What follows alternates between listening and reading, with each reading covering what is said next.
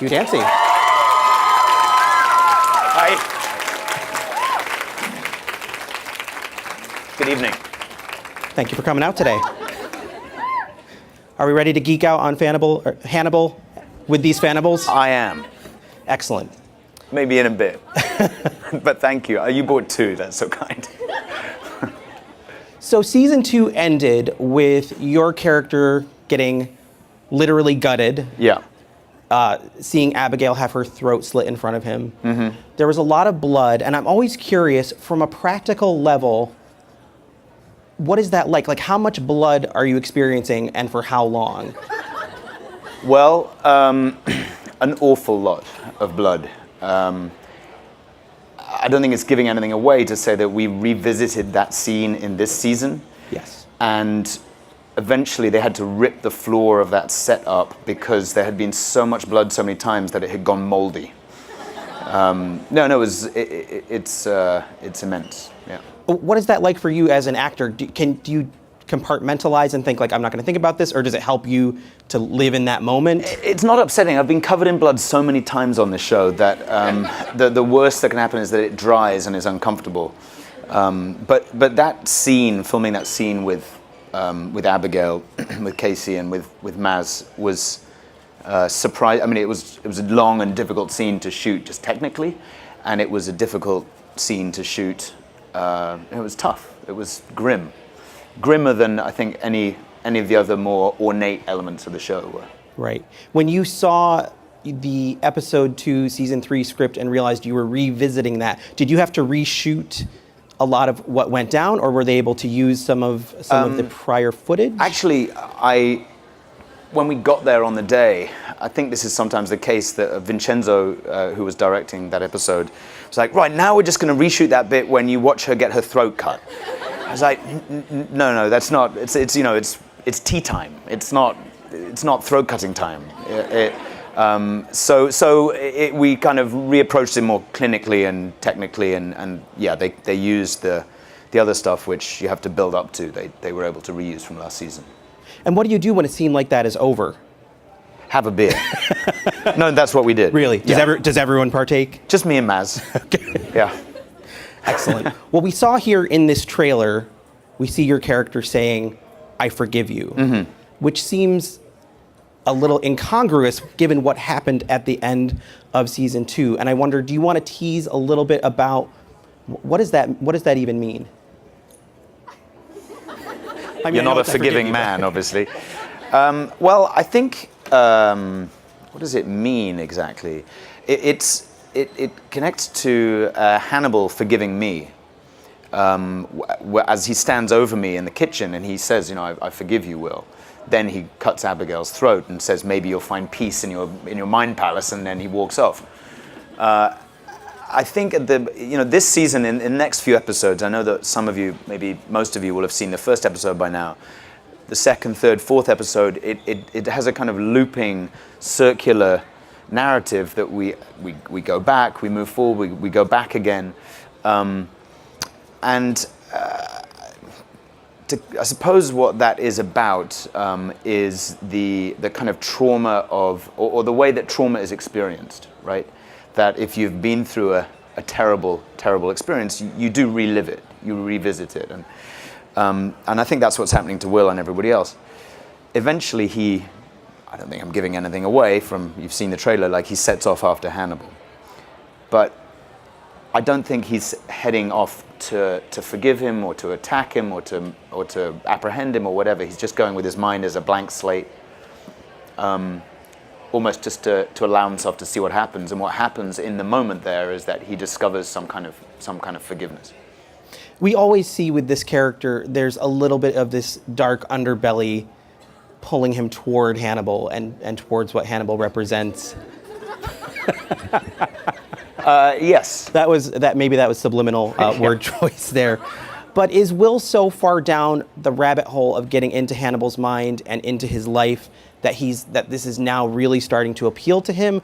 Or do you view it as he's using this olive branch because it's the only weakness Hannibal has, and that weakness might be the only way to catch him. No, I truly don't think he's setting out to catch Hannibal, or even necessarily knows why he's setting out. But I think that in being gutted and literally opened up, and something is released from him, and I mean, you see almost the final image in the last episode of the second season is the stag lying there, also kind of bleeding out. So something has been expunged. And so I think that when Will sets off on this quest, which he has, it's not even necessarily to encounter Hannibal physically, although inevitably that's going to come. It's to pursue the idea of him, and maybe to discover what he is and where he comes from, literally and metaphorically. And Will is going into that in the mind frame of wherever that takes me, it takes me, you know, and there's something like he hasn't had that level of clear-headedness up until now. So yeah, like I say, I think that he just in that moment he discovers. You know, you'll see. It's not till this Thursday, right? The second episode. But as we're pursuing each other or following the sound of footsteps through those tombs, I was thinking about this today. It does kind of represent this ongoing, spiraling relationship that they've had. And I think Will is just trying to cut through that and realize, okay, I'm not going to find you. I just need to say something pure and clean and honest. And it's hard to forgive somebody when they've wronged you. It's hard to be humble like that. And that's what he's found. You mentioned there's a scene in this Thursday's episode shot in the tombs. This show is already a show where every scene kind of feels like art. You could freeze frame any image and maybe want to put it on your wall. But except for that scene in the men's toilets in the first episode. But yeah, maybe even that one. Actually, that came from The Shining. So there's some beautiful. I take it back. That was beautiful. You've now these initial season 3 episodes are now shot in Europe. Mm-hmm. You've got that extra artistic feel to it. When you're in those churches and in those catacombs, is that all on location, or is there some wizardry like soundstage? And no, not at all. I mean, we were in Europe for a week. Plus, I think a second unit went to Paris for a while, so some of the stuff of Hannibal motors, cycling through Paris, they shot there. But otherwise, everything you just saw in that. If you see a big wide shot of one of us looking at Florence, then we shot that in Florence. Pretty much everything else is Canadian. It's true. Down in those catacombs, is it scary at all? Well, it was in the studio in Mississauga outside Toronto. Okay. So I mean, so the I don't want to say no because that kind of like takes something away from it, but no, it was not. While you're shooting, a lot of what we'll see in Thursday's episode and a lot in this show is sort of a dreamscape. For sure, yeah. Even more so, I'd say, this year than previously. There's a literal bloodbath. There is, yeah. Human topiary. Mm-hmm. Human topiary. How much of that do you see as you're shooting? Like, I imagine the human topiary you may not see, maybe you do, but how much do you see as you're shooting? And how hard is it to react to, I don't know if you're shooting against a green screen or if you're shooting against... It's mainly in, I would say, in some of the dream sequences, or whatever you want to call them, when Brian's written something completely fantastical, and ultimately it has to be... I mean, I think Vincenzo, who directed it, was trying to use a combination of actual prosthetic, puppetry, and so on, without... describing, I know what you're talking about, the scene, but without getting in too much, and combining that with CGI and so on. So you rely upon your director to say, look, if I'm way overselling this, because I don't quite know what if it's not as scary as I'm apparently making it seem, please tell me. And equally, if I seem a bit too casual, let me know. So you just try and do it like that. Is it pretty well written out in the script as well? When you get that script, is it, Will sees XYZ? Yeah, it is. But I mean, not to say that it's completely prescribed. Brian is, generous, and at this point, we've all got our 10 cents to throw in. Gotcha.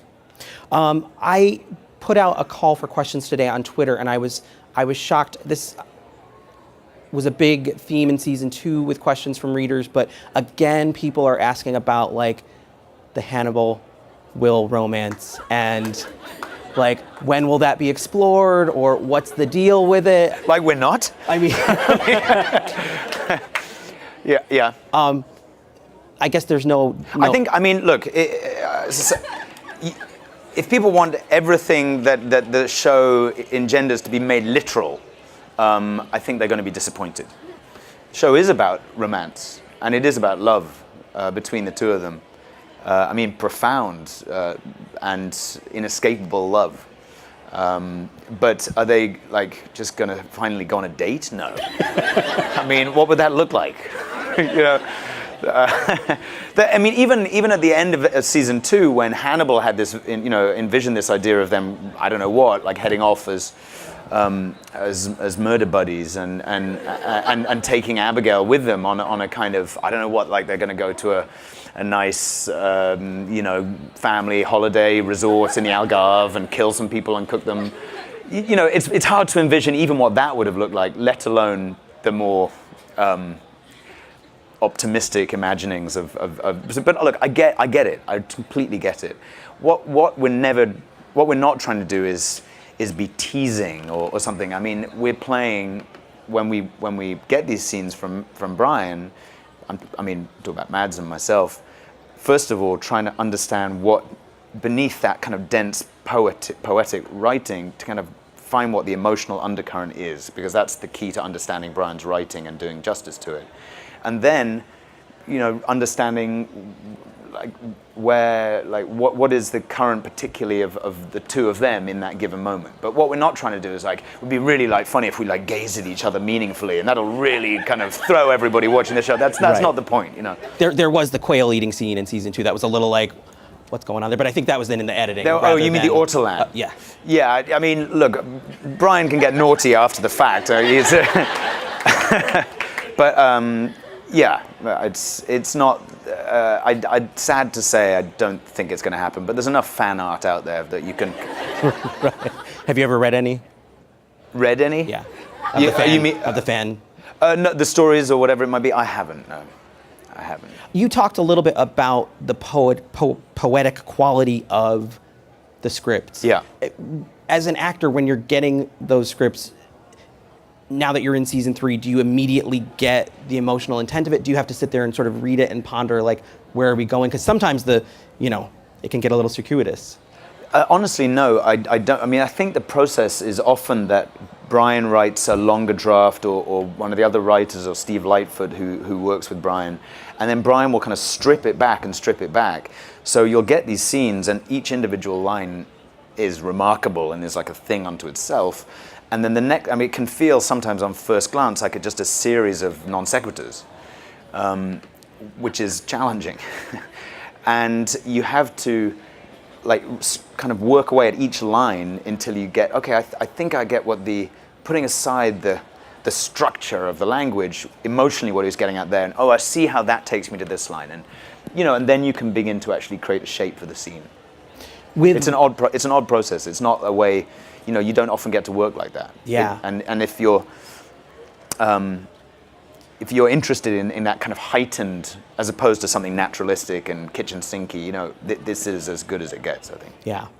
With Will sort of in pursuit now of Hannibal for whatever purpose, we're missing those sort of fireside chats in that awesome apartment. Do you miss that aspect of just being able to sit there across from another actor and get into it with those sort of lengthy monologues or back and forth? Yeah, I do actually. But the show, I mean, Will and Hannibal are such that they both have quite fertile imaginations, a bit like the fans you were just mentioning, and so as a result, I mean, it's perfectly possible, as you will see, as the season progresses, for them to be in the same space, at least within a kind of mental space.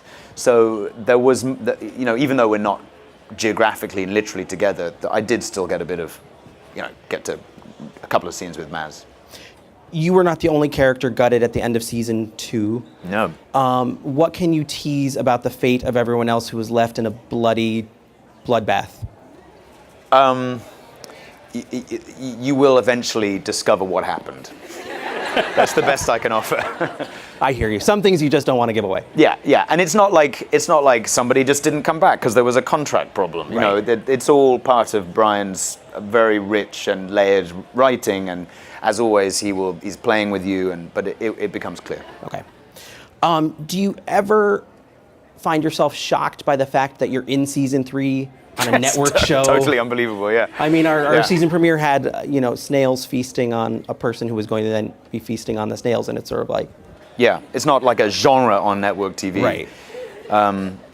Yeah, I think it's amazing. I mean, and I think a big part of the reason is, without meaning to pander, but is the support of the people that are here and other folk like you who have been with the show and stuck with it from the beginning and been so involved in it. That's been very important, and obviously having a strong critical response and so on. Yeah, I mean, and the 3 people that actually watch it when it airs, that's great. It is a show also that has some of the most delicious looking food. Yeah. And food prep ever. It's basically food porn in a lot of scenes. Does that ever make its way to like the craft services table? Do you guys ever partake? I did. I was on set towards the end of the season, and Mads and Lawrence were shooting a scene. I don't know why I was there, but Janice, who prepares all the food, said, "Oh, Hugh, I have some frog's legs, and would you like one?" And I said, "Yeah, I would actually. I'm intrigued. I haven't had frog's legs." So we all had some frog's legs, and I said, "Well, Janice, I'm sorry that we're eating the food that you're going to be using for the scene." And she said, "Oh no, I just cooked some frog's legs." So it's a foodie environment. If you're on a show where somebody just happens to cook frog's legs for people, then it's an unusual situation. You might as well roll with it. Yeah, you go with it. Did watching the show at all, especially the first 2 seasons, affect your appetite or your craving for sort of intricate looking food? I have always been quite an adventurous eater and a carnivore. I mean, I'm of the bracket of people that is made more hungry by the show. Excellent. I think it's also one of the funniest shows on TV when it wants to be. There's a Sorry, all those comedies. It is funnier than a lot of network comedies, come to think of it. But there's a great like Lucy and Charlie Brown line. Yeah. In episode 2, what's it like when you're going through the script and you find one of these little? Oh, it's great. Gems? I mean, particularly for me, because I mean, my line is that I actually think Will is quite funny. He's just having a really, really unfunny time in his life. But every so often you see like some element of Brian's humor or cultural reference. Like I know the one that you're referring to will pop up, and like I was in the first episode of the first season when he's kind of having a bit of a meltdown, and he's in the bathroom, the men's bathroom, and Jack storms in and says, "What are you doing in here?" And he says, "I like the smell of urinal cake." I always thought that was, where the hell did that come from? But yeah, I get 1 or 2. We also have Bedelia du Maurier now on this European vacation very as much. well. Is your character going to connect or interact with her at all? We've seen them have brief glimpses of whispered things in the psych hospital and whatnot. Yes. but throughout the season, in fact, somewhat in the first half, as I think people know. In the second half, we get into Red Dragon. Yes. Bedelia is still a factor in that part of the season, and I will interact with her then. If you had to tease it in 5 words what that interaction is like, or give 5 words that might tease it. Who's therapizing who? That's 3 words. Those are 3 good words, though. I owe you 2 words. We know you're getting a time jump midway through the season. Yeah. And exploring some scary... Is therapizing a word? What is the word? You see? Who's providing therapy to whom? Yeah, counseling. No, it's not so good, though. It's analyzing. That's it. Yeah. There you go. Thank you. How scared should we be prepared to get in that second half? Is there a character as scary or possibly scarier than Hannibal as far as you're seeing I think Dolarhyde is terrifying.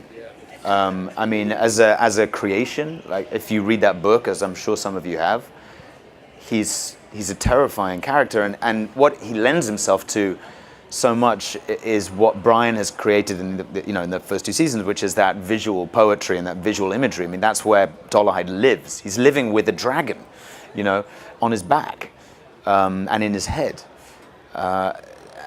So I think that we get to explore that very fully. The other thing about Dolarhyde, though, which I just don't think you can necessarily get to the heart of this if you don't have the amount of time that we had.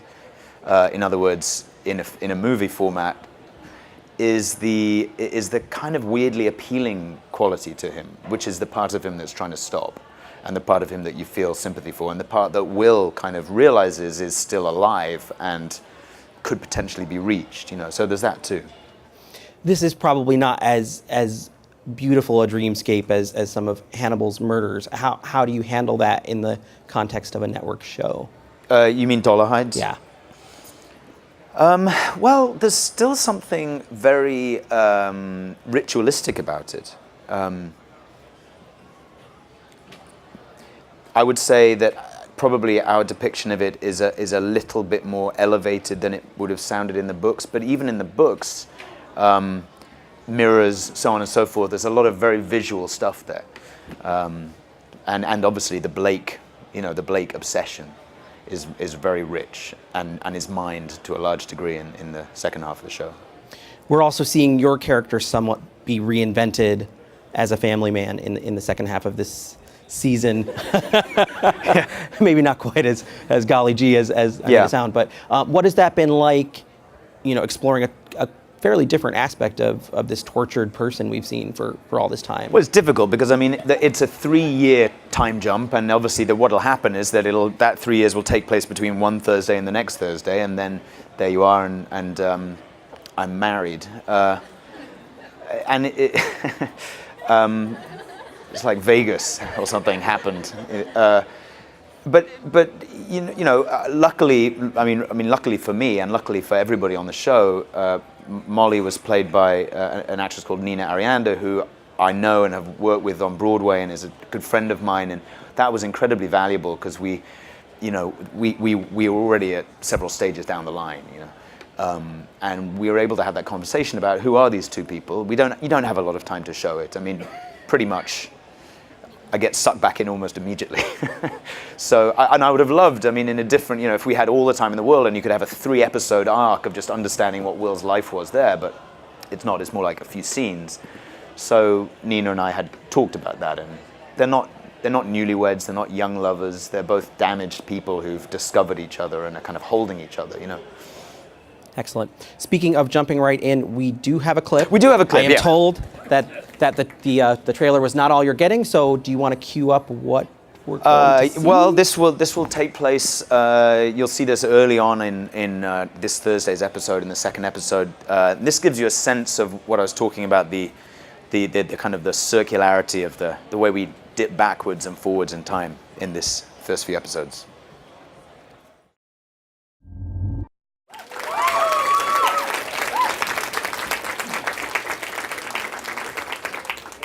That's pretty nifty. So we can just go anywhere now, Did that look like what you thought it would look like when you got the script and when you were shooting it? I'm always curious, like... I mean, I guess to a certain extent, because in order to kind of make sure you're basically... Like, it makes sense when you watch it now, but obviously you're filming it totally out of order and half of it isn't there, or you're in one set and the other. So I was in close conversation with Vincenzo, again, trying to make sure I was doing the right thing. It's still amazing to watch it, how it comes together and what Brian has imagined. Like, how has Brian imagined that in his head before he sees that? I can imagine it now. I've seen it, but I just don't know how he does it, from scratch. Do you watch one episode at a time, or do you binge? I tend to. I guess I binge in the sense because I don't watch them while they're airing necessarily. Yeah. Truth be told, I still have some from season 2 to watch. You do? Yeah. I mean, yeah. It happens. It happens because I started watching when we started filming season 3, and then we got into that, and I was in season 2 anyway, Right. So I kind of called a halt, and now I need to catch up. Does it affect your process at all to watch that and you just need to put it aside, something that happened previously? It wasn't that. It was more just being busy. Gotcha. Yeah. And when we were talking a little bit about the shift in character in the second half of season 3. Do you do anything differently in terms of physicality, in terms of how you dress, in terms of how you prepare to get in touch with a new chapter in this character's life? I mean, how a dress, sure. I don't think that that he's carrying himself differently exactly, but yeah, you try and demarcate that as much as possible. I mean, my costume, actually in this season, I think Mads' costumes change a bit more frequently. Mine too, but there's only so much leeway there. And do we still have dogs in the mix? Yeah, actually. Not for a while. Taking dogs around Europe is really difficult. But then they come back, yeah. People love the dogs. Yeah, apparently. Hi. Hi. So last year I was here too, and I asked if Will could forgive Hannibal for putting him in jail and giving him encephalitis. But I didn't realize it would be an annual question. But I think we covered that. So I guess my question is, we kind of see them missing each other. So in season 1, Will thinks Hannibal is his friend and Hannibal's lying to him. And in season 2, Hannibal thinks Will's going to run away with him and Will is lying to him. And then there's this internal conflict between them. So are they ever going to same page like this season? Is the conflict going to come externally and like push them together instead of pushing them apart for a second? Yeah, I think in a way that they meet each other at a certain point in this season, and like the scales have been lifted from their eyes, both of them, and they're particularly for Will, because it's, even though Hannibal has been, and he says at the end of season 2, right, I showed you, I let you see me. And he, for probably the first time ever, has done that and made himself vulnerable as a result. But it's one thing to see Hannibal in the present, it's another thing to understand him. And what Will's trying to do in this season is be ready to meet Hannibal, not only knowing who he is, but maybe understanding what he is. So yeah, to a certain degree. I mean, I'm not going to say that it works out well, but yeah. Hi. My favorite show, and your performance is a huge part of it, so thank you. Thank you. Well, one of the things that the show does really well is throw in definitely imagery, but also just sort of themes and things that are clearly pregnant with meaning, but without making them totally explicit. In addition to, of course, being explicit in meaningful ways about other things, so it balances out. And usually I love that. I always love it. But one thing I've just been really curious about, when you kill Garrett Jacob Hobbs in the first season, he looks at you and says, "See," and that's something that comes back. But what does that mean? And that's why you've continued to watch the show. Yes. But if I tell you, then you'll stop watching the show. Well, I think that's a good question. I think there's something about Garrett Jacob Hobbs having, he's lived like Hannibal in a way, a totally hidden life. Except unlike Hannibal's inner life is his real life, and he's hiding in plain sight. Garrett Jacob Hobbs is really disguised as this family man, as a father, but underneath, obviously not far underneath, there's this swirling black mass, And I think that in part that's what continues to play out, the fact that's true for Will, and it's maybe that in that moment of connection between Will and Garrett Jacob Hobbs that there is again a mutual recognition, as the show is often about mutual recognition, right? But I mean, that's not to say that it means that every time it comes up. When Will is shot in the season finale of the first season in the same kitchen, and I say to Jack, you see, it's obviously I'm trying to communicate something about Hannibal. So yeah, I don't know if that helps, but okay. Hi. I was fortunate enough to come to the set last year. I don't know if you remember, but thank you again for that. my question is, Will was always like psychologically damaged, and then as last season went on, he became stronger and stronger and more confident, and then at the end he got gutted. So, Yeah. so when this starts out again, is this going to be a setback for the character as far as that he's psychologically torn again, or is he just going to become more confident and fierce, to go after Hannibal? I mean, will there be kind of a build-up again that he has to go through, or is he all... I think that, the first thing is that although, yes, it's true in a sense, Will became stronger in the second half of the season and less passive, it's also true that he was basically just doing psychic damage to himself in the pursuit of whatever it was. He was bifurcating his personality and doing terrible things. So that when Hannibal guts him in the kitchen, I always felt like, even though, okay, it's in one sense, it's awful, he just got his stomach cut open, and for me, that was a thing to lead towards, because it was also an embrace, obviously, a kind of connection between them, like a consummation of a sort, and it was also a release, right? I really do think that he cut something out of him, and it was in part, it was that thing that the stag, the thing that Will had allowed himself to be. So I actually think he's doing all right. The beginning of season 3, in a sense, he's kind of cleaner and clearer than he has been for a while.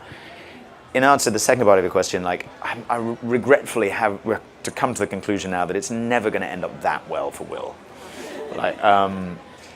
But he's at least going into it with a clearer mind. Given the obsessive nature of both the show and the fans, I'd like to ask you a little bit about some of the other aspects of your career, because you've done Broadway, you've done a lot of interesting independent films. Do you like doing those in light of the heaviness of this show and the complex world you're living here, to get away from it from time to time and do all this other stuff? Does that help motivate you? I haven't really worked on much else other than Hannibal since it started. I did, in between the second and third seasons, go and do something which was with Michael Reimer, who's one of our directors. He was going off to Australia to make a show it's called Deadline Gallipoli, and it says... You've seen it? I don't think you should say that out loud, because I'm pretty sure you shouldn't have done that. But good. He said, and it was just at the end of season 2. He shot the penultimate episode of season 2, and it was already getting pretty dark and murky. And he was like, come do this thing with me on Australia. It'll be a lovely break. And I was like, yeah, okay, yeah, no, that sounds good. I'll do that. And then I read it was the First World War. It's awful, But yeah, I like variety. I think it's natural, particularly any show that lasts for more than one season. You're however much variety there is within that show, it's the same kind of tone. So I'll be glad to find something else along the line, but that doesn't mean to say I don't want to come back and continue doing this. Hi. Hi. I was just wondering, in the finale, of season 2, he says to Hannibal, "You were supposed to leave." Do you think that he actually wanted Hannibal to get away? Or do you think that there was a part of him that really wanted him to stay? Or do you think that he wanted to betray him all along and have him caught?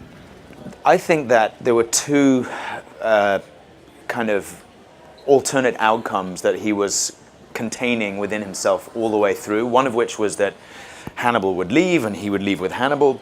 And the other one was, which obviously was what Hannibal wanted, the other one was Jack's plan, which was that Hannibal would just be apprehended and locked away, and that would be that. And neither of those outcomes actually would have worked out very well for Will. Neither one would have been fully satisfying. So he was just, it's like the two halves of, that's what I mean, he had split himself down the middle, and he was just kind of trying not to look.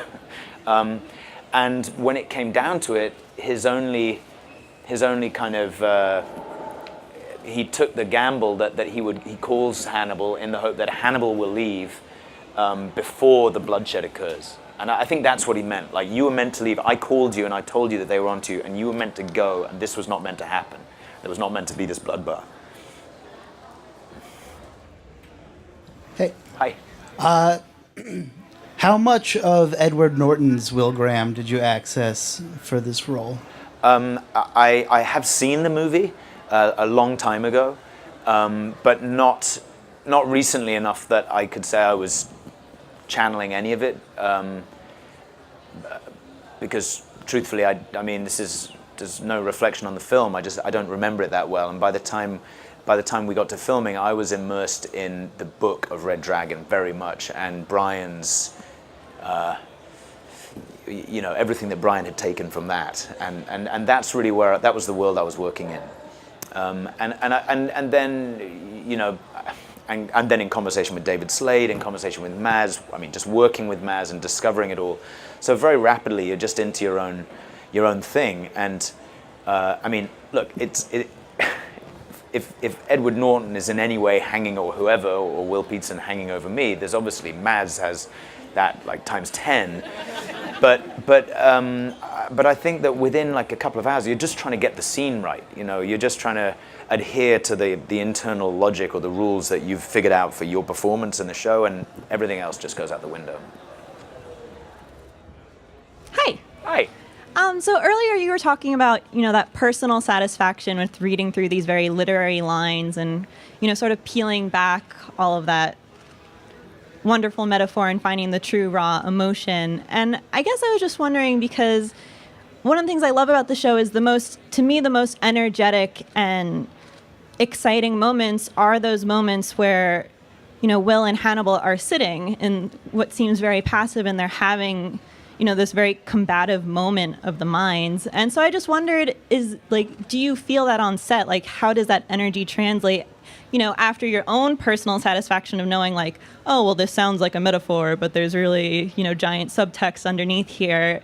Like, do you feel that between the two of you when you're, tossing your lines back and forth and when you're falling into the scene, is that something that's become natural, or does it still, excite you in a way? It's fun because I think that what you're looking for is a shape. Within the scene. I mean, just to make it satisfying to watch, you're looking to give it some shape. Some of that you've maybe planned out in your mind as you've read it before, and then it's going to change according to what the other person is doing. But also, it's so heightened that you want to do justice to the poetry of it, but you want to give it some kind of grounding in, psychological realism. So, and the only way for me to do that anyway, is sitting opposite Mads, is we often will just run the scene 2-3 times without cutting, which we can do now because we're not using film, and you get to, find things in the moment, right, that give it texture.